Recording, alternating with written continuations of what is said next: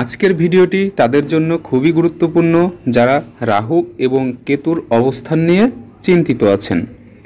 কারণ আজকের ভিডিওতে আমি জানিয়ে দেব হাতে রাহু এবং কেতুর অবস্থান কী অবস্থায় থাকলে আপনি শুভ এবং অশুভ ফল পেতে চলেছেন। সবাইকে আরও একবার স্বাগত জানিয়ে শুরু করছি করছাপ বিচার চ্যানেলের নতুন আরও একটি এপিসোড। তো শুরু করা যাক আজকের মূল ভিডিও। প্রথমেই হাতে রাহু এবং কেতুর স্থানটা আমাদেরকে কোথায় সেটা জানতে হবে। হাতের মধ্যভাগে এবং মণিবন্ধের উপরে এই দুই গ্রহের বাস। হাতের মধ্যভাগে রাহু এবং মণিবন্ধের উপরে চন্দ্র ও শুক্রের মাঝখানে কেতুর অবস্থান। এই রাহু এবং কেতু একটা মানুষকে হঠাৎ করেই কিন্তু অর্থশালী প্রভাবশালী বানিয়ে ফেলতে পারে, ঠিক তেমনই আবার একটা মানুষকে অনেক নিচে নামিয়ে ফেলতে পারে।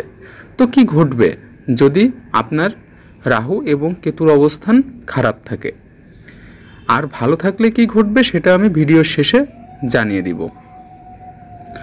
প্রথমেই আসি কিভাবে বুঝবেন আপনার রাহু এবং কেতু অশুভ অবস্থায় আছে। যদি দেখেন এই দুই স্থান নিচু দেবে যাওয়া, গর্তমতো হয়ে যাওয়া, অসংখ্য আড়াআড়ি রেখা, অশুভ চিহ্ন যেমন তিল, ক্রস, এগুলো থাকলে বুঝবেন আপনার রাহু এবং কেতুর অবস্থান খারাপ। তাহলে কি ঘটবে আপনার সঙ্গে? দেখুন, রাহুর যদি খারাপ অবস্থায় থাকে তাহলে তাদের কিন্তু শত্রু জীবনে প্রচুর থাকে। এদের শত্রু এমন হয় যারা এদের প্রিয় বন্ধু তারাই যেন এদের সাথে হঠাৎ করে শত্রুতা করে বসে। আপনি যেদিক থেকেই উন্নতি করতে যাবেন সেদিক থেকেই বিভিন্ন ধরনের বাধাপ্রাপ্ত পাবেন এবং দাঙ্গা হাঙ্গামায় নিজেকে জড়িয়ে ফেলবেন। কিভাবে কখন জড়িয়ে ফেলবেন তা আপনি নিজেও টের পাবেন না, কারণ আপনি রাহুর অশুভ অবস্থায় আছেন। এই ধরনের ব্যক্তিদের অর্থ সম্পদ লাভ করা কঠিন হয়ে পড়ে। এদের জীবনে একটা ভালো কাজ করতে গেছে, হঠাৎ করেই সেখানে দুর্ঘটনা ঘটিয়ে ফেলেছে, হঠাৎ করেই সেখানে রক্তপাত ঘটিয়ে ফেলেছে।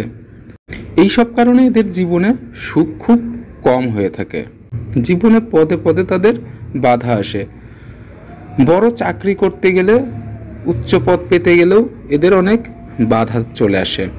এরা ব্যবসা বাণিজ্য করতে গেলেও বাধাপ্রাপ্ত হন। মান মর্যাদা অর্জনও এদের পক্ষে খুব সম্ভব হয়ে ওঠে না।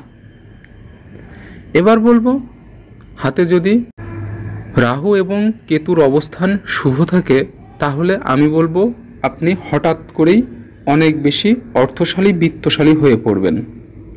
সবচাইতে বড় ব্যাপার হলো, রাহু যাদের ভালো অবস্থানে থাকে এরা সবসময় যে কোনো শত্রুদেরই জয় করতে পারে।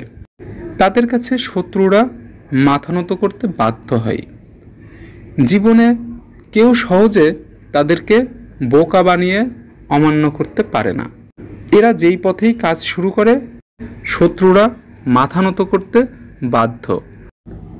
এবং এই সময়টাতে যেসব বাধা বিঘ্ন আসে তাদেরকে তুচ্ছ করেই রাহু কেতুর অবস্থানে যারা ভালো থাকে তারা কিন্তু এগিয়ে যায়। জীবন এদের হয় বিচিত্রতায় ভরপুর। হঠাৎ হঠাৎ করে জীবনে যেন নানান ধরনের অ্যাডভেঞ্চার চলে আসে।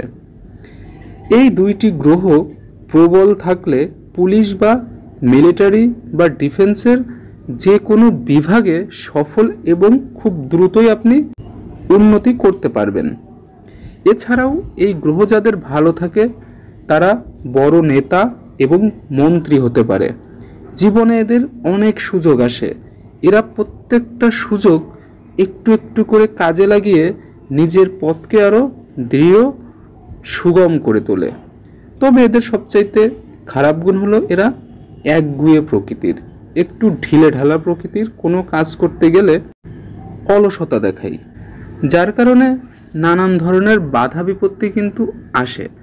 তবে সব ধরনের বাধা বিপত্তি জয় করেই এরা সামনের দিকে এগিয়ে যায়, যার ফলে এদের সামনে কেউ দাঁড়িয়ে কথা বলে সহসাই জয়লাভ করতে পারে না। অনেক সময় রাহু কেতুর প্রভাবে এরা দাম্ভিক এবং অহংকারী হতে পারে। সবচেয়ে বড় ব্যাপার হলো যাদের হাতে এবং জন্মছকে রাহু কেতু শুভ অবস্থায় থাকে তারা কিন্তু জুয়া, ফাটকা, লটারি এবং অন্যান্যভাবে অর্থ উপার্জন কিন্তু এদের কাছে খুবই সহজ হয়ে ওঠে, যার ফলে তারা নিজেরাই জানে না কিভাবে তারা হঠাৎ করে গরিব থেকে ধনী হয়ে ওঠে। অনেক সময় আমরা বলতে দেখি যে আঙ্গুল ফুলে কলা গাছ হয়ে যাওয়া। আসলে রাহু এবং কেতুর যে শুভ প্রভাব, এর প্রভাবেই কিন্তু অনেক সময় এই ধরনের জাতক জাতিকারা অর্থপ্রাপ্তি ঘটে থাকে। ভিডিওটি যদি আপনি এই পর্যন্ত দেখে থাকেন তাহলে ভিডিওটি অবশ্যই আপনার ভালো লেগেছে, তাই ভিডিওটি একটি লাইক দিন। এই চ্যানেল থেকে সবসময় অ্যাস্ট্রোলজি নিয়ে ভিডিও প্রকাশ করা হয়, তাই চ্যানেলটিকে সাবস্ক্রাইব করুন এবং যে কোনো ভিডিও সবার আগে পেতে নোটিফিকেশন বেলের ঘন্টাটি বাজিয়ে রাখুন। ধন্যবাদ।